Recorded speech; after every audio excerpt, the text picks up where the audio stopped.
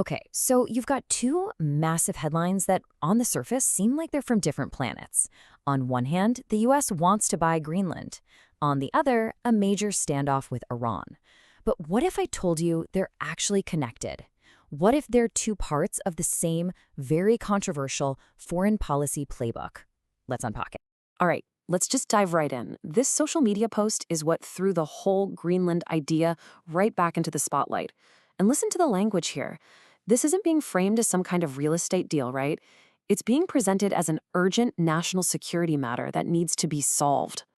So what's the official logic behind such an unconventional move? Well, it really all boils down to one thing: security. A former National Security Council chief of staff basically laid out the case like this. First, Greenland is in America's backyard, which makes it a core interest. For a while now, both Russia and China have been making some pretty aggressive moves up in the Arctic. And here's the kicker to the argument. Denmark, they say, hasn't been able to secure it, leaving a huge door wide open for foreign powers to come in and exert their influence. And the way they talk about this is incredibly blunt. I mean, this quote just dismisses any pushback from our European allies as performative domestic politics.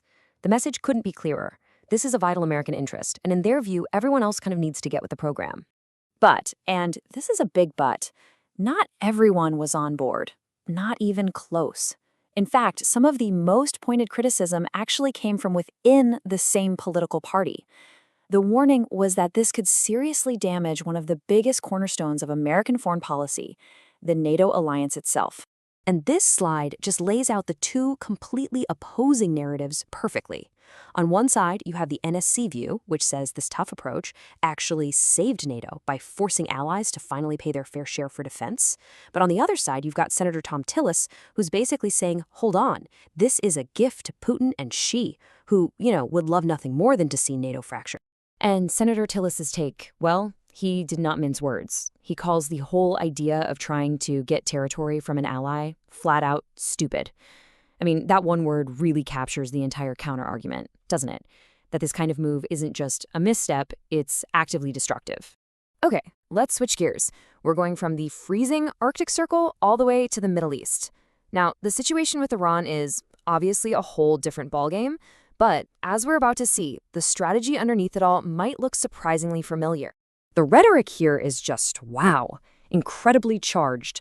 Iran's supreme leader held nothing back, calling the former U.S. president a criminal and blaming him for protests happening inside Iran. And the comeback was just as sharp. This isn't your typical careful diplomatic statement.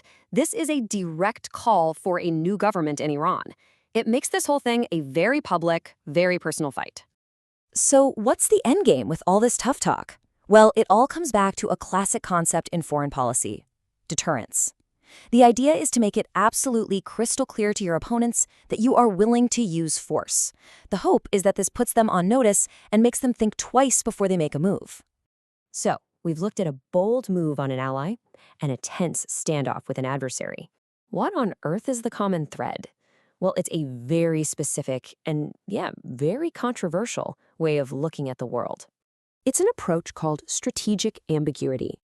It's a fancy term, but think of it like playing a high-stakes poker game.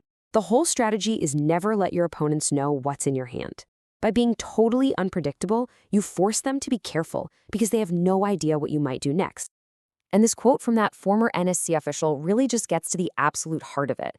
The uncertainty isn't a side effect of the policy. It is the policy. The whole point is to keep your opponents guessing, whether you're talking about buying an island in the Arctic or confronting a rival in the Middle East. Which brings us right to the million-dollar question, doesn't it? Is this kind of unpredictability a brilliant strategic advantage that keeps your enemies off balance? Or is it an incredibly dangerous game that could alienate your friends and maybe even provoke a catastrophic mistake? That's the fundamental debate at the core of this whole thing.